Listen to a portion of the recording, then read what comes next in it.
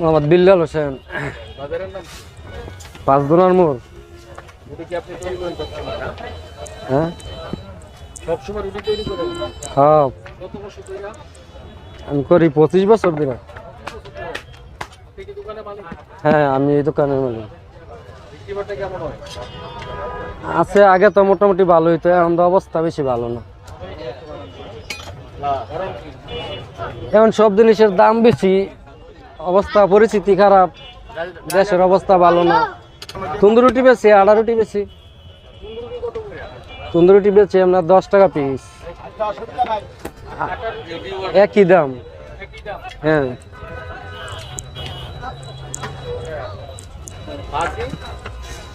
ভাজি আমরা আগে তো এমনি রুটির সাথে দিতাম, এখন আবার 10 টাকা প্লেট। হ্যাঁ বারবার প্লেট নিলে কি 10 টাকা করে বেশি হয়? না, বারবার প্লেট নিলে মানে দুই রুটির সাথে দুইবার নিলে একই দাম, 10 টাকাই। সবজির দাম তো আগে তো কম ছিল সময় আমরা এমনি ফ্রিতে দিতাম, এখন তো সবজির দাম অনেক বেশি, এখন 10 টাকা করে রাখলেও পোষে না। আগে তো রুটির সাথে এমনি একটা ফ্রি দিল, সমস্যা হয়েছিল না। এখন তো অবস্থা একেবারে বেশি একটা ভালো না দেখে 10টা প্লেট রাখতে হয়। ইয়ারা বাজারের সমস্যা, বেচা কিনে অনেক কম। সবজির মধ্যে কি কি দেন? গাজর দেই, আলু দেই, পেঁপে দেই, পটল দেই।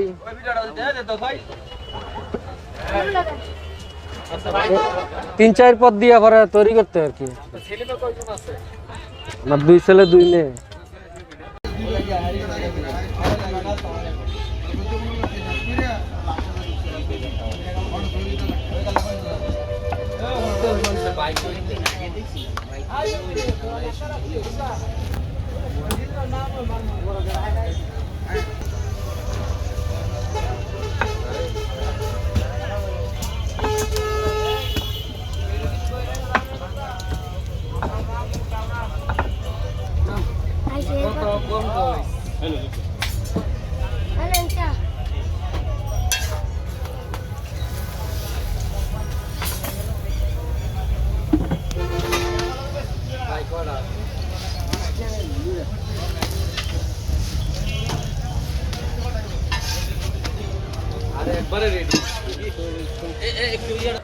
ওইটা আমার বাগিনা হয়।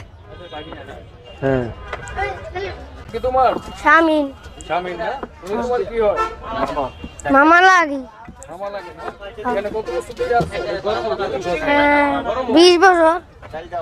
20 হ্যাঁ 2 বছর। কত বছর ধরে আছো? 2 বছর। 2 বছর না? লেখাপড়া করো না? না না রুটি বাজি। তোমার কি বেতন দেওয়া হতো না? হ্যাঁ হেলাই নো কাম করি। রুটি বানাইতে পারো না?